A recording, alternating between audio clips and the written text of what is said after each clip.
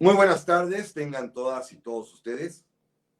Los saluda con el afecto de siempre José Manuel Villalpando. Ahora aquí en este evento especial que organizan mis amigos de la librería y de la editorial Porrúa y que pues mucho me honra en participar el día de hoy. Claro, con ese buen pretexto que sería el presentar mi más reciente libro, En busca del tiempo pasado, que aquí lo tengo y que ustedes pueden encontrar, ya lo sé qué bien, que ustedes pueden encontrar, por supuesto, en cualquier librería Porrúa, tanto en forma impresa o bien en plataformas digitales que ya se encuentra disponible. Ese es el motivo y el pretexto de hoy, pero sin embargo, hay otras cosas más que platicar sobre el tema, por supuesto, pero déjenme iniciar, si a ustedes les parece bien, con algo que a mí me importa muchísimo. Miren, el libro lo edita Editorial Porrúa, que debo decir a ustedes, este año está celebrando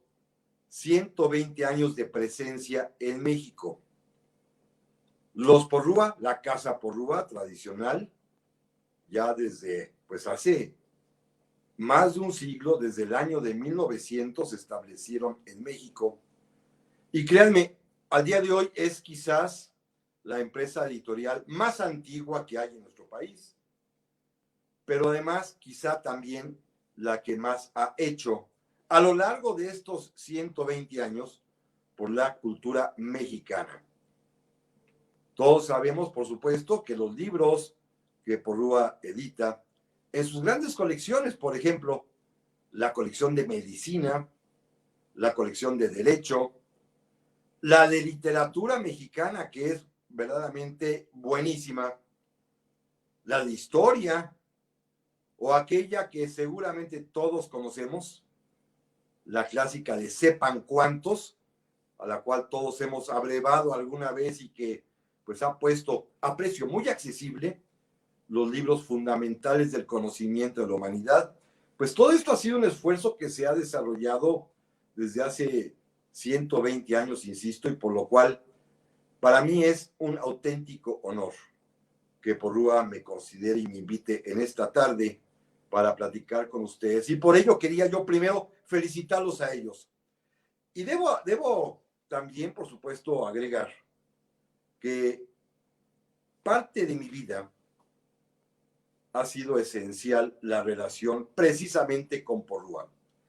Y de ello también platico en este libro. Miren, en este libro, En busca del tiempo pasado, que es un libro que no pretende ser unas memorias, que tampoco es pues un diario de lo que yo haya realizado en mi vida.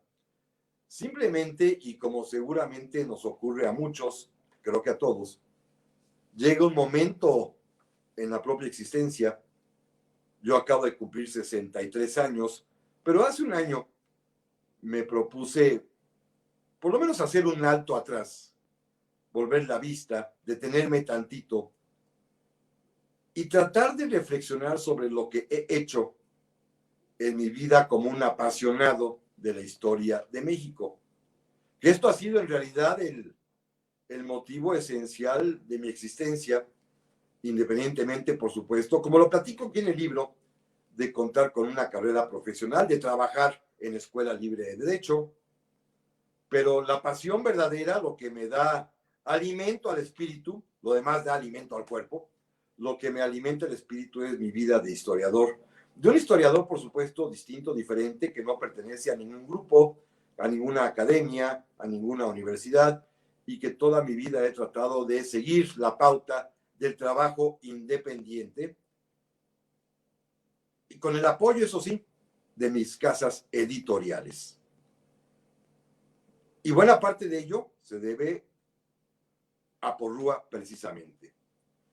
En este libro, En busca del tiempo pasado, que comienza justo cuando se publica mi primer libro, que se llama El Panteón de San Fernando, allí tengo que hacer yo, por supuesto, el agradecimiento enorme, y lo hago aquí en estas páginas,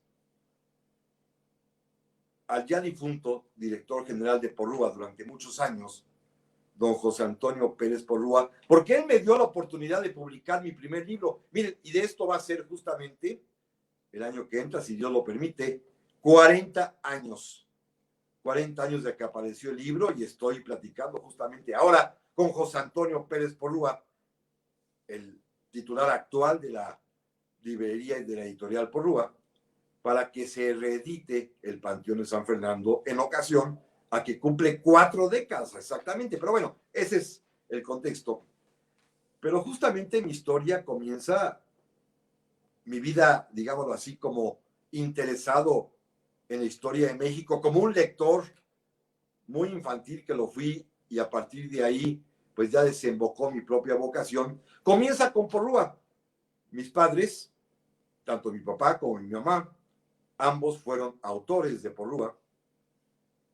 Desde muy niño me llevaban a la librería Porrúa a saludar a don José Antonio los sábados, a las tertulias que allí se organizaban con otros grandes pensadores de aquel tiempo, que seguramente veían en mí un mocoso que nada más estaba escuchando la plática entre mayores, sin saber que esto para mí sería definitivo y capital, y andando el tiempo, yo mismo me presentaría con Porrúa para ofrecerle mi primer libro, casi casi para rogarle que tenía yo este libro para ser publicado, y me lo publicó.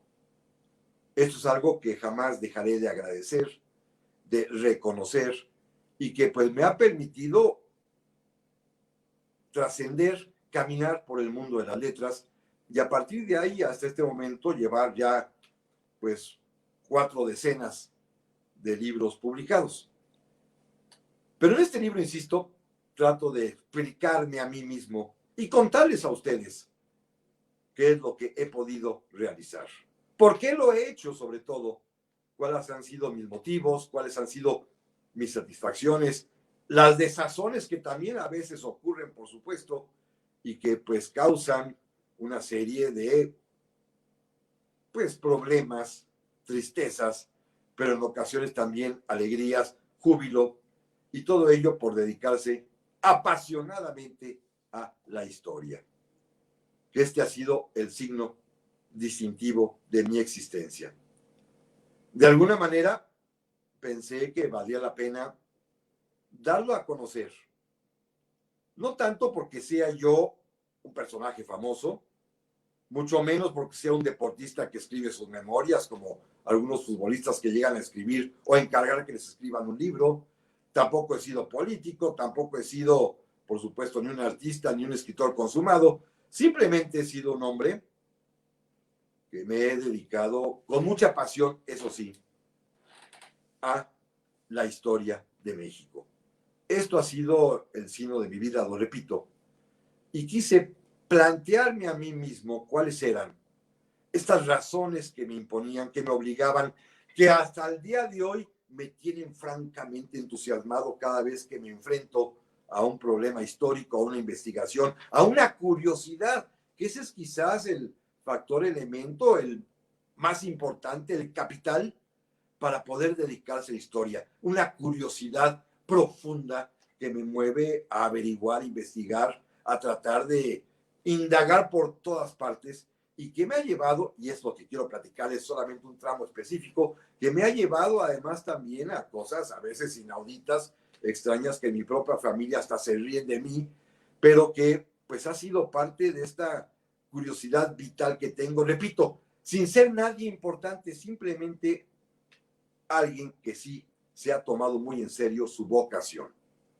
En este libro, En busca del tiempo pasado, por ejemplo, y quizás sea la parte que a muchas personas más interesen, y lo entiendo porque a mí también me gusta mucho, narro todo lo que podría ser en varios capítulos diseminados a lo largo del propio libro, lo que pueden ser mis aventuras como exhumador, rescatador de huesos de personajes históricos, que es quizás una nota distintiva de lo que he realizado. Miren, a grado tal, y lo pongo aquí, tengo un gran amigo, ustedes seguramente conocen porque es un brillante y muy importante escritor, Vicente Quirarte, que al conocer mis andanzas mortuorias en busca de cadáveres, llegó a escribir una nota que cito aquí en el propio libro, diciendo que yo era algo así como el Indiana Jones que todos llevamos dentro por andar buscando muertos y tumbas.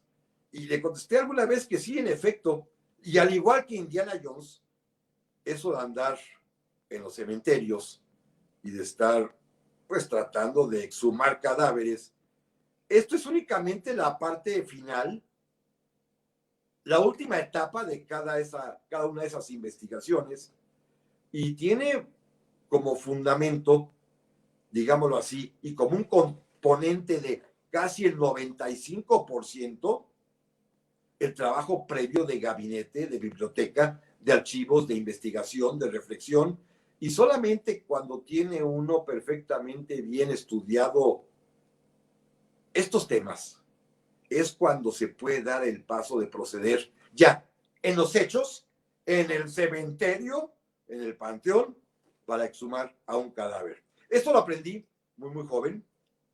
Miren, desde muy chico tuve la oportunidad en el año de 1975, hace ya pues bastantes añitos, 45 años, tenía yo en ese entonces pues 18 años, tuve la oportunidad de que me invitaran para, pues, de alguna manera, estudiar y presentar un informe sobre la exhumación que se haría en ese año de 1975, último del gobierno del presidente Luis Echeverría, la exhumación que se haría del cadáver del general Ignacio Zaragoza, que estaba sepultado en el Panteón de San Fernando y que sería trasladado a ese gran monumento que se construyó en Puebla, atrás de los fuertes de Loreto y de Guadalupe, en donde se colocó una gran estatua ecuestre del propio general Zaragoza, una serie de cañones colocados en unas columnas inclinadas, y en donde, por supuesto, en el escenario mismo de su victoria, de su gran triunfo, ahí merecía estar sepultado, indudablemente. En ese entonces, el gobierno de la Ciudad de México, que encabezaba Octavio Sentíes Gómez, me invitaron a que hiciera yo un dictamen, seguramente porque pues pensaron que este chiquito historiador, pues a ver si siento que sabe tanto. Lo preparé, y al estar reflexionando y estudiando, reparé en un detalle que quizás hubiera sido interesante considerar en algún libro más profundo, pero que nadie había notado eso, que Zaragoza había fallecido el día 8 de septiembre de 1862 y que fue sepultado hasta casi 2 semanas después. Su muerte había ocurrido allá en la Sierra de Puebla, fue traído a la Ciudad de México, se le hicieron homenajes y hasta casi 2 semanas posteriormente fue inhumado en el Panteón de San Fernando. Entonces yo pensé, con una deducción muy pues lógica, que hubiera sido difícil que el cadáver del general Zaragoza se hubiese conservado íntegro, intacto, sin que se iniciara el proceso de putrefacción, a menos que estuviese embalsamado. Y me planteé como hipótesis, y la escribí en ese documento, del cual lamentablemente, todavía escrito en máquina de escribir antigua, pues no tengo ni copia, debe haber alguna en los archivos de la Ciudad de México, espero. Planteé que probablemente habría que considerar que estuviese embalsamado. Y claro, naturalmente, ¿quién le va a hacer caso a un chamaco que escribe estas cosas? Y el día que se realizó la exhumación, días antes del 5 de mayo, porque el 5 de mayo del 75 fue cuando se inauguró el monumento allá en Puebla, estando presentes el propio regente de la Ciudad de México, varios funcionarios y naturalmente la escolta de cadetes del heroico colegio militar que se encargarían de realizar solemnemente el traslado de los restos mortales del general Ignacio Zaragoza.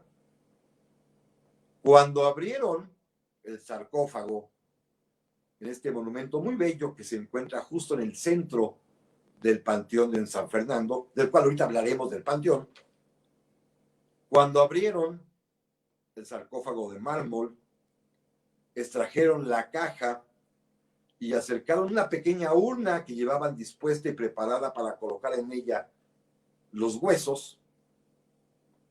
porque era seguramente lo que esperaban, y con lógica, un hombre que había muerto hacía, pues en ese entonces, 125 años, pues tenía que estar en sus huesos, pues el cadáver salió absolutamente embalsamado, intacto, incorrupto, con uniforme y hasta con sus espejuelos en la cara, y tuvieron que corriendo pedir un ataúd moderno a una empresa funeraria para poder colocar allí los restos del general Zaragoza, con el riesgo además también de que la contaminación con el aire pues pudo haber dañado, pero ya de esto nadie se cercioró. Se lo llevaron a Puebla, se sepultó, pude asistir a esa ceremonia también, y sin embargo me quedó una especie de remordimiento que debo decir que sí fue atendido por la autoridad, porque al regresar a México me di cuenta que yo mismo había cometido un gran olvido. En el propio Panteón de San Fernando, no en la misma tumba, sino en los nichos que están en una de las paredes, allí había sido también sepultada la esposa de don Ignacio Zaragoza, doña Rafaela Padilla, su esposa, su mujer, que había fallecido, fíjense bien, en el mes de enero de ese mismo año de 1862, y que pues tuvo esta desgracia tremenda, no solamente de haber fallecido, sino sobre todo, imagínense ustedes, si es algo que esto me hace ponerme en el, pues en el sentido, en el temperamento, en el humor, en el cómo se sienten los personajes históricos, porque el general Ignacio Zaragoza, que el día 5 de mayo obtuvo ese triunfo importantísimo para todos los mexicanos, celebrarlo, ¿cómo celebrarlo si tenía apenas unos cuantos meses de haber fallecido su esposa, de estar viudo, en un año que para él fue absolutamente, que iba de la cima a la cima, de lo más alto a lo más bajo, seguramente en su estado anímico, iniciando el año con la tristísima muerte de su mujer, para después en mayo obtener el enorme triunfo mexicano más importante de nuestra historia, para septiembre el mismo fallecer. Esto es verdaderamente extraordinario, que tantos sucesos así, tan exaltadamente impactantes en el alma, le sucedan a una persona cuando él tenía además apenas 33 años de edad. Entonces, reparé en este olvido mío también, y por supuesto a la autoridad, de que habíamos olvidado a doña Rafaela Padilla, a la esposa del general Zaragoza. Pude escribirle una carta al presidente de la República. Para sorpresa mía, me invitaron a presenciar la exhumación. Aquí sí salió en huesitos, estaba en un nicho. Ella no fue embalsamada, se pusieron en una urna y fueron trasladados a Puebla, y también pudieron ser inhumados exactamente, ahora sí ya, en la misma tumba que su esposo, el general Zaragoza. Ese día, por supuesto, fue para mí muy feliz, porque pues finalmente se había conseguido que esta pareja se reuniese, al menos para toda la eternidad, sus restos mortales. Y esto para mí me dejó como una lección sumamente importante, y que está aquí precisamente relatada En busca del tiempo pasado, justo eso, que todas las investigaciones que tienen que ver con personajes ya fallecidos, difuntos, con cadáveres, con muertitos, pues, requieren de una investigación previa rigurosísima, y que solamente el paso final es justamente ese, el de abrir las sepulturas. Me ha pasado en varias ocasiones, miren, déjenme comentarles que, para no detenerme mucho en ellas, he tenido oportunidad de participar allí mismo en San Fernando, también hace muchísimos años, en la exhumación de los restos, por ejemplo, del general Leandro Valle, que fue trasladado a la Rotonda de las Personas Ilustres. También pude participar en su momento cuando fueron extraídos los restos del general José María Arteaga, uno de los mártires de Uruapan, que fue llevado al cementerio también de las personas ilustres allá en Querétaro, su tierra natal de la que fue gobernador.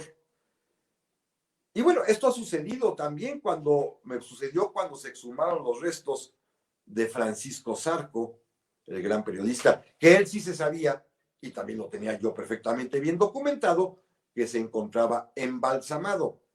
Así que salió también enterito y fue removido y trasladado a una tumba en el mismo panteón de San Fernando. Hay algunas que siempre he querido abrir, les confieso, les voy a decir uno de mis, pues seguramente sueños guajiros más locos. Algún día espero poder abrir la del general Tomás Mejía, el día que yo pudiera hacerlo, que encontrara la causa legítima para poder hacerlo, y algún día también, creo que eso no se va a poder, la de Don Benito.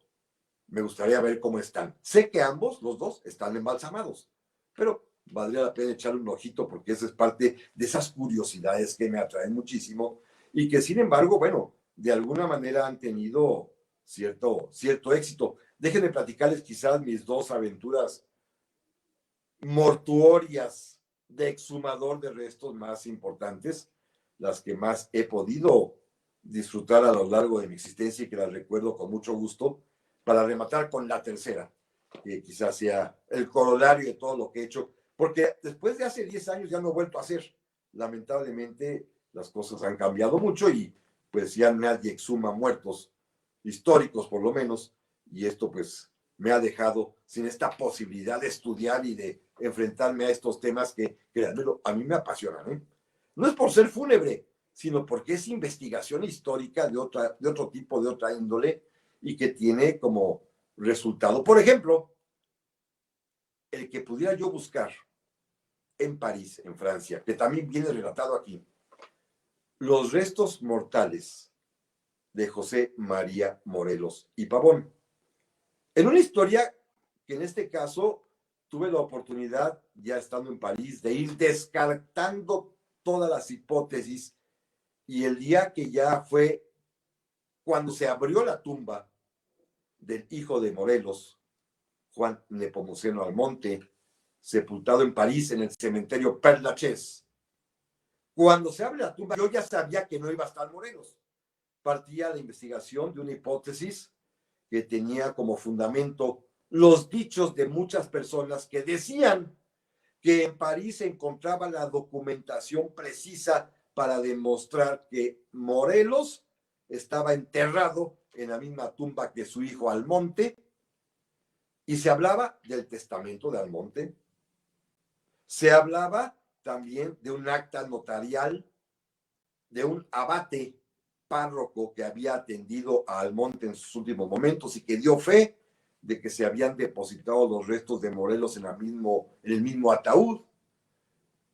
Y pues me puse a buscar todo eso, y cuando ya descarté que Almonte había muerto intestado, es decir, sin testamento, y que el tal sacerdote no había levantado esa supuesta acta porque encontré su archivo completo y no había ni vestigios de ella, estaba yo ya absolutamente seguro de que Morelos no estaría en la tumba de su hijo. Sin embargo, la abrimos para simplemente cerciorarnos, y aquí sí, miren, déjenme decirles una sorpresa enorme. La sorpresa es que Juan Nepomuceno Almonte apareció absolutamente incorrupto. Está completo, inclusive por ahí en YouTube, en mi propio canal, hay un video sobre los restos mortales de Morelos, y ustedes allí pueden apreciar, si tienen ánimo de ver ese tipo de cosas, el cadáver tal como pudimos filmarlo de Juan Nepomuceno Almonte, que fue exhumado y vuelto a inhumar nuevamente.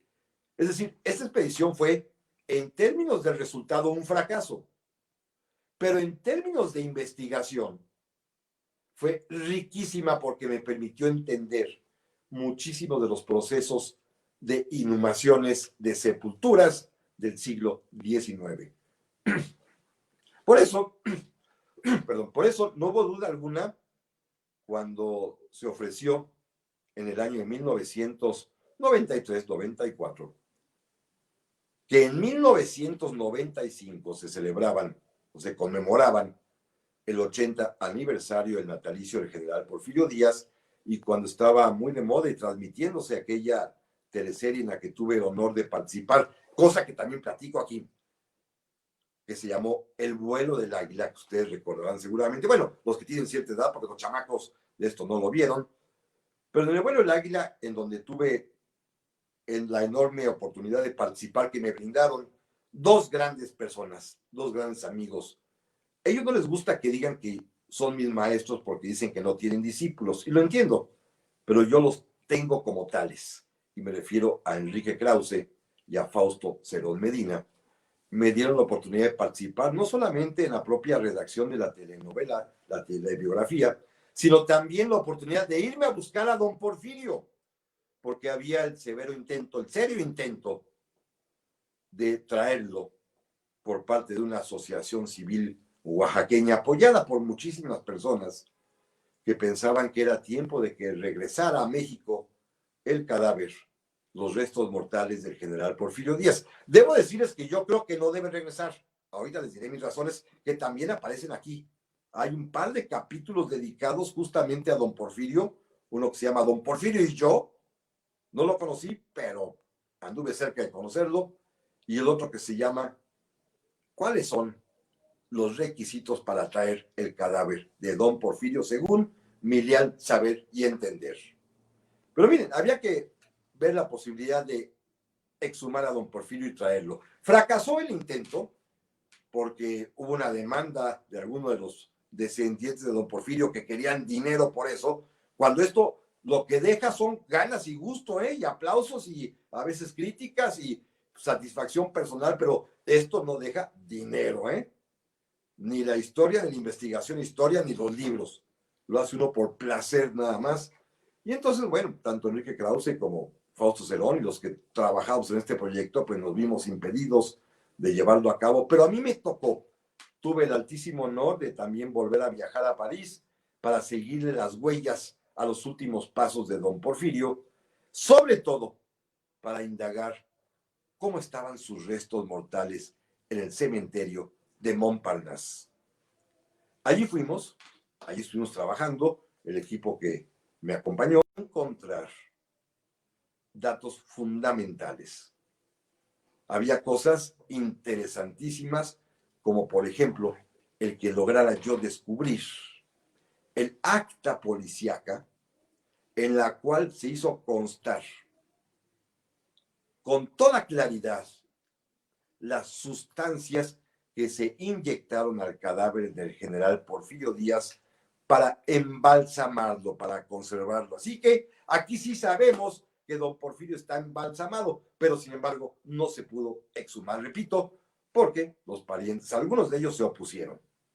Pasó el tiempo, miren, pasó el tiempo y con don Porfirio tengo esta relación doble muy, muy peculiar, de que he tenido que estar, digámoslo así, desde los dos lados de la moneda, en el ruedo y en las tribunas, en 1995 tratando de exhumarlo, pero en 2010 negándome a exhumarlo. Miren, algunas personas le propusieron al gobierno de la República traer en ese año de 2010 para fomentar la reconciliación nacional, traer a don Porfirio. Y debo decirles, y lo digo con toda honestidad y además con toda convicción, que yo me opuse porque tenía yo la posibilidad de hacerlo por ser titular del órgano oficial en materia de historia del gobierno mexicano en ese tiempo. Me pidieron el dictamen y dije que no valía la pena traer a don Porfirio, y menos en ese año, porque en ese año celebramos y conmemoramos el inicio de la Revolución Mexicana que se dio precisamente por la necedad de don Porfirio de permanecer en el poder. Así que me opuse. Y en 2015, de nueva cuenta, alguna otra asociación intentó mover las cosas para, pues, traer a don Porfirio. Y esta vez ya sin ningún tipo de cargo oficial, ni tampoco sin que me invitaran a colaborar, se me ocurrió hacer un escrito con pues con toda mi experiencia en el tema. Lo presenté, se indignaron, lo borraron, pero lo publico aquí. Lo que se requiere, si es que se quiere, traer a don Porfirio, pero yo a veces pienso que no vale la pena. Déjenme decirles que en un plano un poquito, si ustedes quieren, presuntuoso para los mexicanos, y no soy el único que ha tenido oportunidad de ir a París, ir a visitar a don Porfirio es algo fantástico. La última ocasión que estuve por allá, incluso una de mis hijas se burlaba de mí porque estando de viaje de paseo familiar, 2 ocasiones la llevé a ver a don Porfirio y naturalmente pues mis hijas hicieron sorna de mi deseo de ver a don Porfirio. Pero en México, ¿dónde lo ponemos?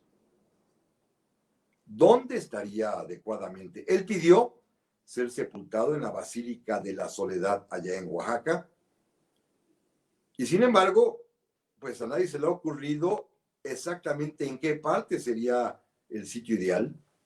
¿Tendría algún monumento de buen tamaño que resalte su figura?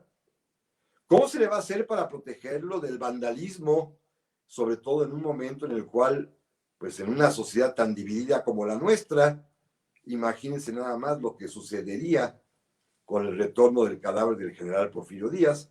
Así que, sin entrar en debates o en polémicas, mi personal punto de vista es, por supuesto, que no debe regresar. Es un riesgo. El personaje histórico existe, la figura histórica existe, el legado histórico existe, bueno y malo, porque es como todos nuestros personajes. Nadie hay perfectamente bueno, nadie hay totalmente malo. Los hombres, los seres humanos, mujeres, niños, ancianos, ancianas, todos tenemos este carácter de la grisedad, ni blancos ni negros. Se nos combinan diversas tonalidades y varía, eso sí, quizás el grado y los matices del gris. Pero simple y sencillamente, pues don Porfirio en su balance histórico indudablemente trajo el progreso, pero también el atraso social. Esto no queda duda alguna. Entonces, bueno, ¿para qué agilizamos la polémica? ¿Para qué estimulamos este tipo de disputas que somos tan propicios los mexicanos a pelearnos con el pasado todos los días, trayendo a don Porfirio? Así que más vale no moverlo y dejarlo donde está. Por supuesto, aquí en esta emisión el día de hoy, estoy mirando que se pueden dejar preguntas. Ya vi varios saludos que no he tenido la delicadeza ni la educación de responder, cosa que les aprecio enormemente, pero sería cosa ir repitiéndolos. Pero por supuesto, si hay alguna pregunta que ustedes quieran formularme, aquí aparecerá, y si es una pregunta importantísima, suspendo y la contesto de inmediato para que no se me vaya a olvidar al final.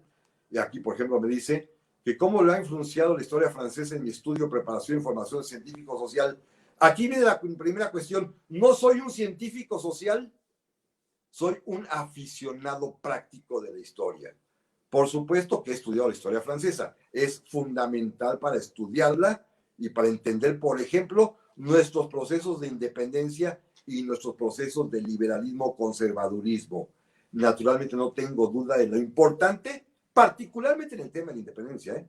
La historia de Francia es fundamental y lo será más adelante la historia de Francia también para entender lo que sucedió entre 1861 y 1867 y cosas más posteriores. Pero sí, no soy científico social, soy simplemente un apasionado de la historia de México que escribe libros de historia y que tiene un programa de radio que habla sobre historia. Sí, doña Edith, lo edita Porrúa, precisamente el libro es de Editorial Porrúa. Aquí estoy justamente mostrando hasta el logotipo de la Casa Porrúa, que es el tradicional desde hace muchísimos años. 120 años tiene Porrúa.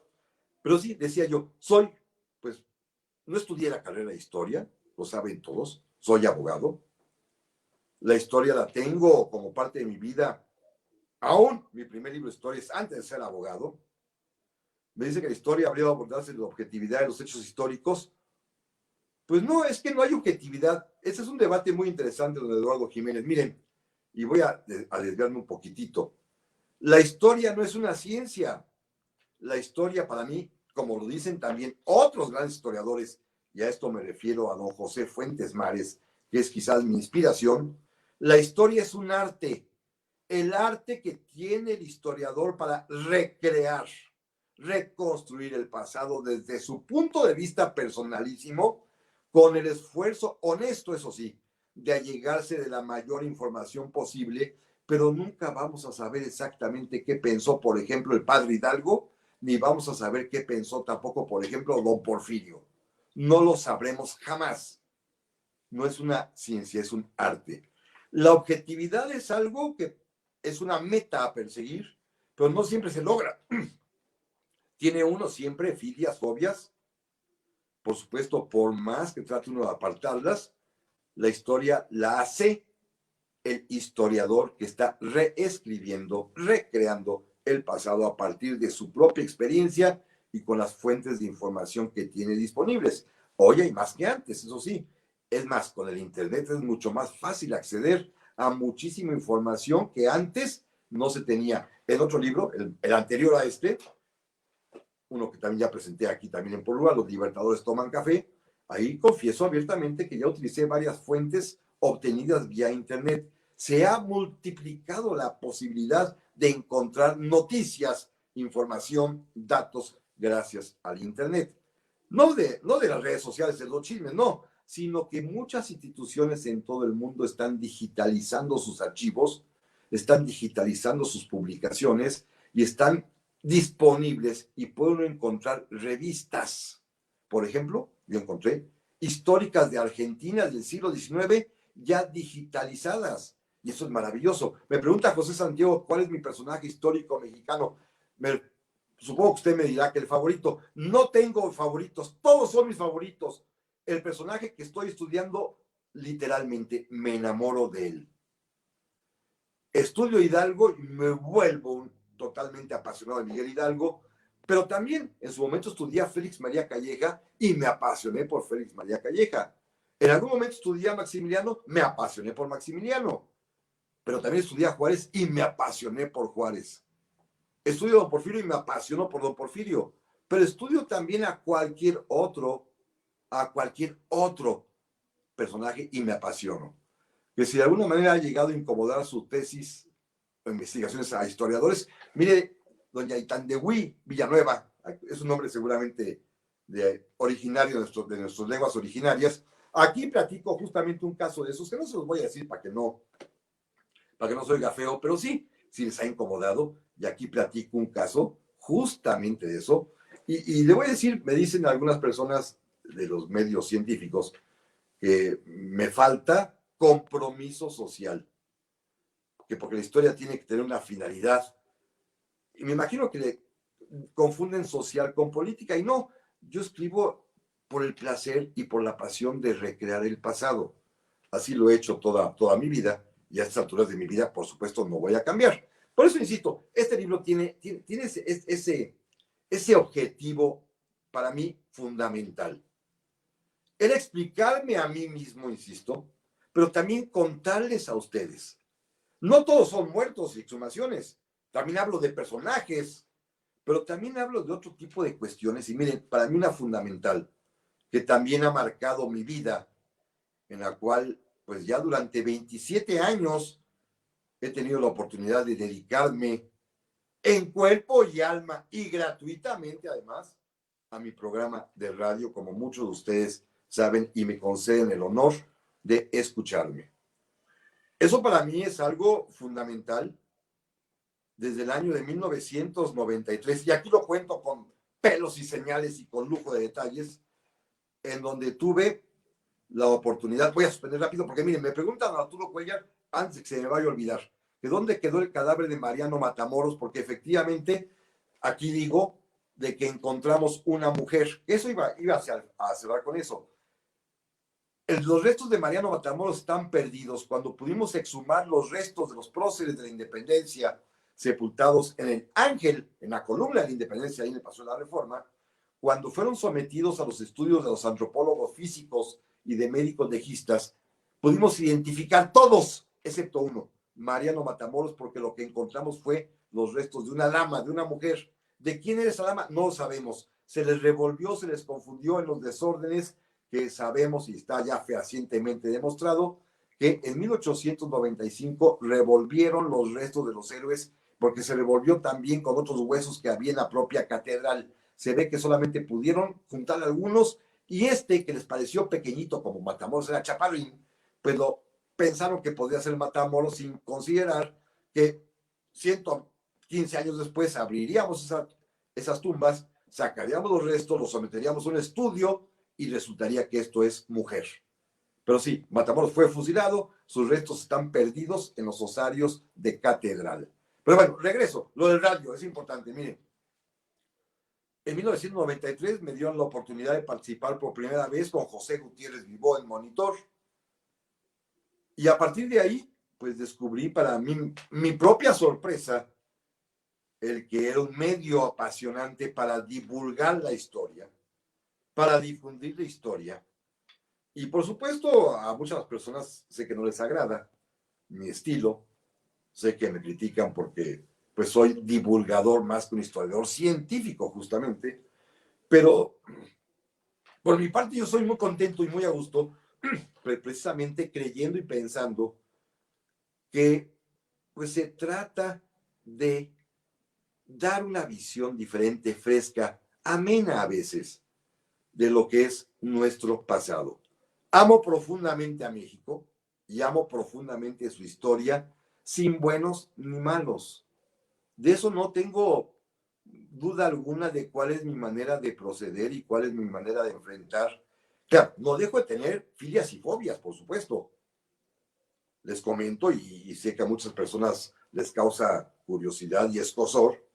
Yo empecé convencido, por ejemplo, y apasionado de Maximiliano y terminé totalmente decepcionado de él. Pero es un personaje que me gusta estudiar, pero estoy decepcionado de lo que fue Maximiliano.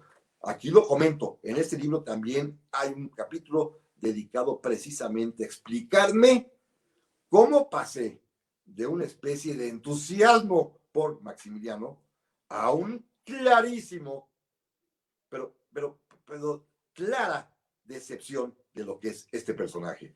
Aquí viene y aquí se platica evidentemente. Pero regreso a la cuestión del radio y debo decirles que a partir de ahí, primero el monitor, después el monitor en historia, que compartí durante algunos años con este buen historiador Alejandro Rosas, gran historiador, después ya solo en el IMER, en el programa del siglo XIX, y ahora desde hace 7 años en Radio Fórmula, en la historia que quiero vivir, y un programa más con mis amigos de Cabo Mil también. Bueno, he descubierto que es mi pasión platicar semana a semana, platicar de historia. Me dice Rubén Guevara que cuál es mi opinión sobre Hernán Cortés, doña Marina, que si Bernal Díaz del Castillo no existió. Eso de Bernal Díaz del Castillo es la tesis de este señor Maurice Duverger, que por supuesto no le haga caso. Bernal Díaz del Castillo, claro que existió y está perfectamente bien documentado, y naturalmente de doña Cortés y de Cortés y doña Marina, pues son las relaciones que se dan entre los seres humanos, o a poco no se había dado cuenta. Una mujer que era esclava y encuentra a un hombre que la libera, pues por supuesto se vuelven pareja histórica, a su manera, con sus dificultades, y tienen un hijito que es mestizo, Martincito Cortés. Me pregunta Yannick Hart que qué opino de la Fundación de México, ¿cuándo fue?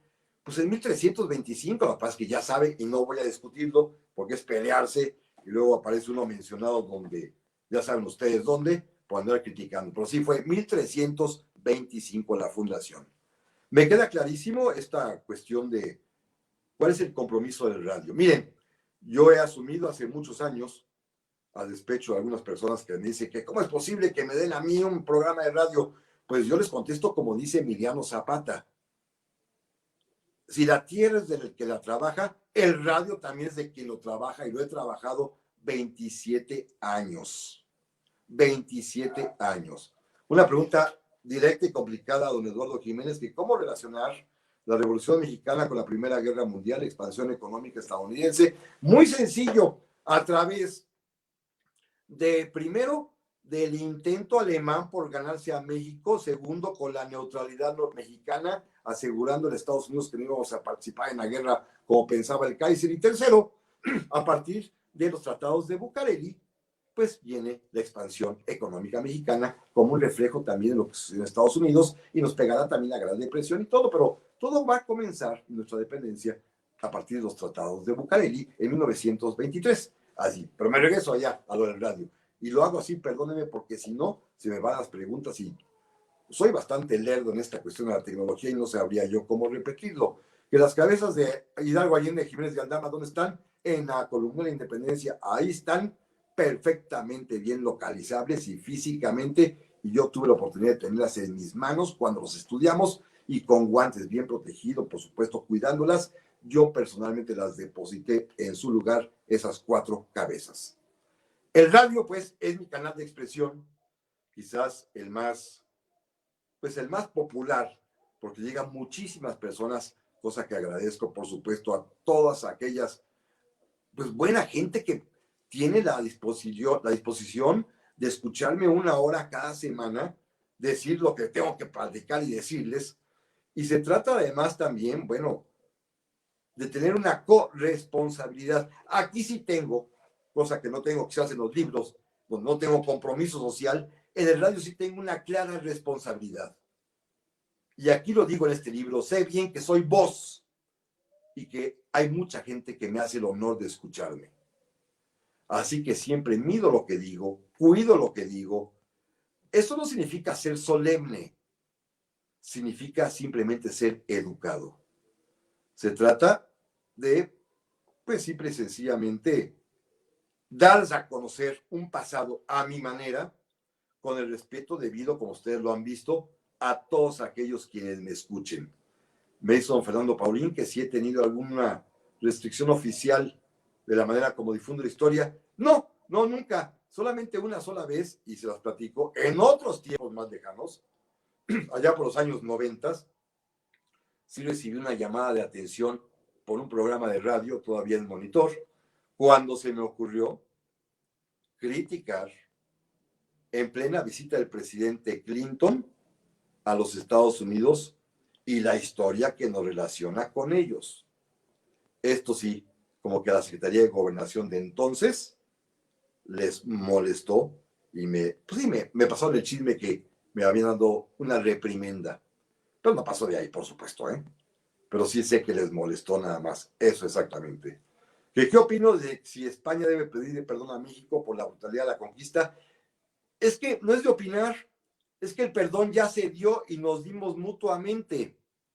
Miren, en el año de 1836, y si ustedes buscan mi canal de YouTube, hice un programa al respecto. En 1836 se firmó el Tratado de Santa María de Calatrava entre México y España, entre el gobierno mexicano y el gobierno español, en el cual España reconocía nuestra independencia, pero además una de sus cláusulas establece claramente el perdón mutuo de las dos naciones por todos los agravios que nos hubiésemos hecho en ese momento durante los últimos 300 años. Ya nos habíamos perdonado en el año de 1836, como también el Papa Juan Pablo II, de una vez para anticiparme, en 1992 también pidió perdón por las atrocidades cometidas en nombre de Cristo durante el descubrimiento y las conquistas de América.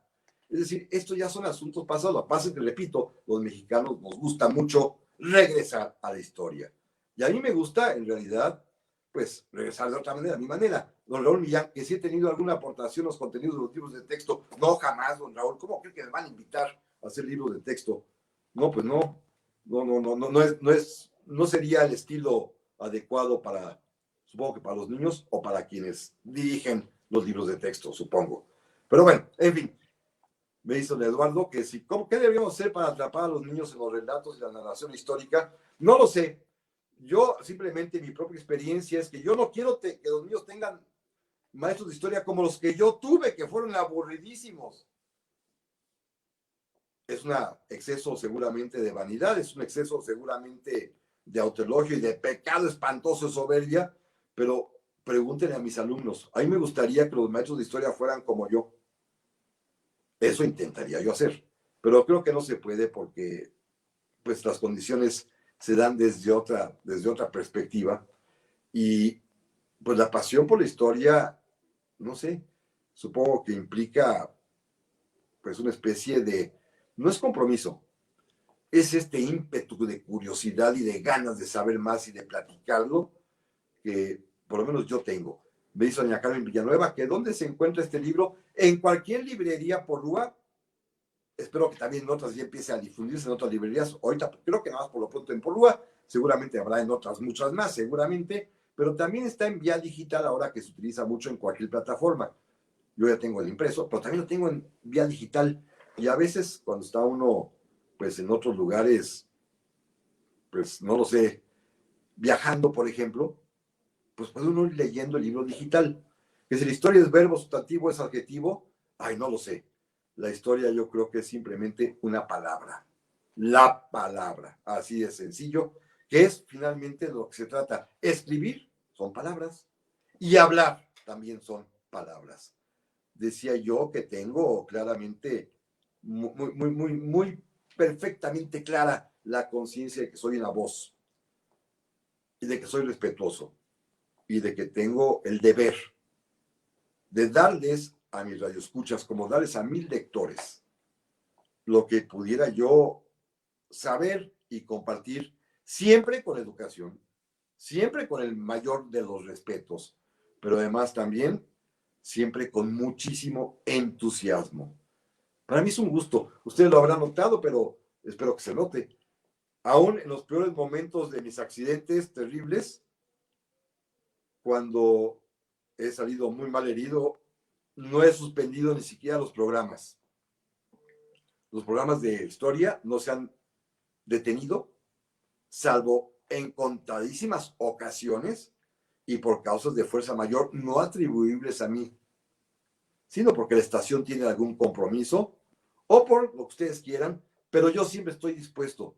Y es más, cuando sé que tengo algún compromiso, lo grabo. Ahora son grabados todos por efecto de la pandemia, pero sin embargo, en otras ocasiones, si hay algún tipo de evento al que tengo que asistir, pues simple y sencillamente lo grabo.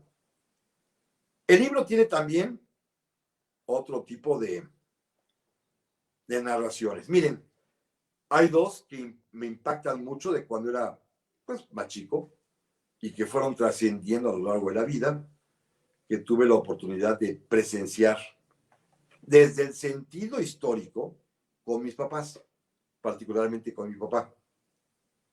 Uno de ellos, y aquí está, es mi evocación de John F. Kennedy, en la que platico que mi primera visión, de la que tengo memoria, al ver televisión en el año 1963, cuando tenía yo 6 años, fue justamente el sepelio de John F. Kennedy, que se transmitió en televisión. Y a partir de ahí hago ya una serie de evocaciones y remembranzas de distintos momentos en los que Kennedy ha estado en mi vida. Por supuesto, estaba muerto, por supuesto, jamás lo conocí, pero sin embargo, a través de su propia obra, de su libro fundamental que se llama Perfiles de Valor, que es un libro maravilloso desde mi punto de vista, o inclusive en algún momento sentarme en el escritorio, bueno, en la silla y recargarme en el escritorio, que alguna vez también se sentó y utilizó John F. Kennedy, pues me dejó una impresión imperecedera, como también lo hizo en su momento lo que sucedió el 11 de septiembre de 1973, cuando también con mi padre escuchando el radio pudimos estar presentes en el sentido auditivo de la muerte del presidente de Chile, Salvador Allende, del cual yo era un fan consumado. También me dejó marcado profundamente eso en mi infancia, en mi juventud, y también hago todo el seguimiento hasta nuestros días de hoy. Me pregunta Heidi Espinosa que si son malos Santana o Huerta. Es que son malos y buenos, o sea, aquí no hay malos, malos, malos. Huerta sí era malosón, es muy malo, pero era un hombre que estaba y se sentía lo que era, porque ¿saben quién le dio el empujón? Benito Juárez. Santana, más que malo, bueno, es divertido. Si ustedes me hacen el favor de conseguir también mi propia biografía de Santana, se darán cuenta que es muy divertido. Es muy mexicano, pues. Cambiaba de partido cada rato. Así de sencillo. Y Huerta, pues sí, Huerta tenía el problema de que era borracho. ¿Que ¿Cuál es mi opinión sobre Salvador Allende? Como la de cualquier persona que tiene inteligencia y que sabe cambiar de opinión. Si lee usted aquí este libro, la va a encontrar, como también mi opinión ha evolucionado y la tengo muy clara. No comparto sus ideas políticas, pero comparto su entusiasmo y su espíritu de un ser humano que se supo comprometer por sus ideas hasta la muerte. Cuando era joven, sí. Cuando era joven estaba yo totalmente convencido de lo que era Salvador Allende. Ahora estoy totalmente convencido de que hay que tener un carácter, un entusiasmo, un alma como la que él tenía, aunque no comparta ya sus ideas político-económicas. Así de sencillo. Eso es mi opinión sobre Salvador Allende y también lo pongo. Me preguntan que si se reedita el primer libro, lo reintegraré a nueva información.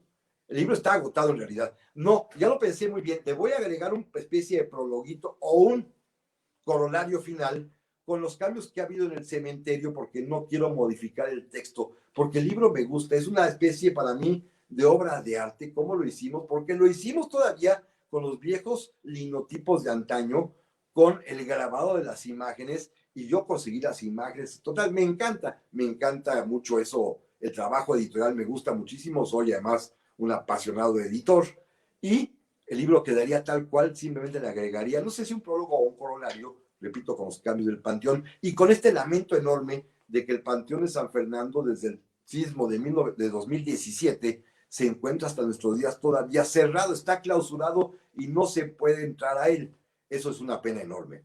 Miren, este es, digamos, mi más reciente libro. Con él termina, quizás, una especie de ciclo de mi propia vida. Se abren otros nuevos, por supuesto. Ya tengo inclusive un libro nuevo para publicarse el año que entra. Pero quise hacer yo mismo un balance de que, pues, he dedicado mi vida un poquito con dos pies, uno en cada mundo. Uno en el mundo del pasado, en mi trabajo como historiador, como una vocación, repito, gratuita, sin aspiraciones económicas, que eso no lo da, y al mismo tiempo convivirlo con una vida real en la cual tengo que trabajar para poder sobrevivir y mi familia. Y he podido conseguirlo a mi manera, si ustedes quieren, sin ser un científico, pero sí con la sinceridad y el apasionamiento y el entusiasmo de quien de veras se entrega en cuerpo y alma, y mi familia es testigo de eso, a estos saberes, a estas curiosidades. Este libro remata, en sus últimos capítulos, con una historia que a mí me conmueve mucho, que es la del retrato de Federico Gamboa, y que ustedes seguramente ya me escucharon repetir varias veces. Son personajes que son de tercer o cuarto nivel en nuestra historia, pero que una vez que yo les pesco el hilo y comienzo a jalarlo y me van involucrando y yo voy entrando en sus vidas, en sus escritos, ojalá que pudieran sus pensamientos, se van convirtiendo en parte de mi ser. Y Federico Gamboa pues se convierte y se ha convertido en una especie de paradigma de mi existencia, pero aún más allá. Fíjense que remato el libro y ya las últimas páginas son episodios muy, muy recientes, y uno de ellos particularmente vivido con mi familia apenas fin de año anterior en Oaxaca, cuando de plano, en lugar de hacer turismo y en lugar de atenderlos y comer y pasear con ellos, me dediqué a leer porque allí me reencontré con una mujer. No sé si me enamoré de ella o no, con Madame Calderón de la Barca, la marquesa Calderón de la Barca, que de veras me acompañó en mis días oaxaqueños. Y yo, en lugar de atender a mi familia, me dediqué a leer a la marquesa y llegué y escribí un texto que lo publiqué y aquí aparece. ¿Qué pasa cuando estos personajes del pasado se convierten en parte del presente del historiador? ¿Qué pasa cuando estos personajes del pasado literalmente se posesionan de un sitio, de un lugar, y todo lo que uno hace es para tratar de saber más de ellos? Bueno, así ha sido mi vida, y esto es lo que he querido yo relatarles, contarles, y platicarme a mí mismo y explicármelo, porque he sido así. Yo solo pido primero que Dios me dé más vida y más tiempo para seguir escribiendo y para seguir estando en el radio, y le agradezco desde aquí, primero, por supuesto, a mi familia por su paciencia, ¿eh? Sé que es difícil vivir con un papá que tiene la mente en el siglo XVIII o en el siglo XIX, pero también le agradezco muchísimo, fundamentalmente, tanto a mis editoriales como a mis casas radiodifusoras, pero especial y particularmente a ustedes, a todas y a todos. A todas y a todos que me leen, a todas y a todos que me escuchan. Son ustedes en realidad la razón de que yo haga lo que hago. Si no tuviera a quien platicárselo, pues no valdría la pena. Pero están ustedes, todas y todos, y para mí eso es lo más importante, lo más valioso y la mejor recompensa que puedo tener. ¿Qué? Ustedes me lean, ustedes me escuchen, y si además consigo que amen más a México, me siento perfectamente bien, feliz y recompensado. Ha llegado ya la hora, ya cumplimos una hora de esta transmisión, que es lo pactado, y yo les agradezco infinitamente su paciencia y que me hayan acompañado en esta tarde. En busca del tiempo pasado, que es la vida de un apasionado de la historia de México, que es su servidor y amigo. Muchas gracias y hasta muy pronto.